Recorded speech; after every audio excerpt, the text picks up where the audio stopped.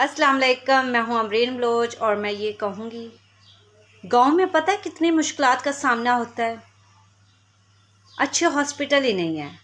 अगर कोई इंसान बीमार हो जाए ना तो कहाँ जाना पड़ता है, शहर में, जो गांव से काफ़ी दूर होते हैं। आधा घंटा 20 मिनट और या घंटा लग जाता है, चाहे जाते जाते इंसान रास्ते में दम क्यों न तोड़ जाए।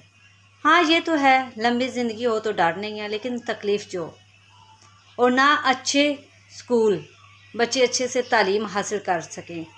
स्कूल है तो स्कूल में ना कुर्सियाँ, ना टेबल, ना पानी की सहूलत, कितनी गर्मी होती है, कितनी मुश्किलात का सामना होता है, कुछ भी नहीं।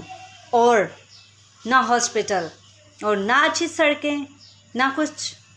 जो गांव में रह रहे हैं उनसे पूछें कि गांव में रहने में कितनी तकलीफ़ का सामना है। ये किसको सोचना चाहिए, कौन इन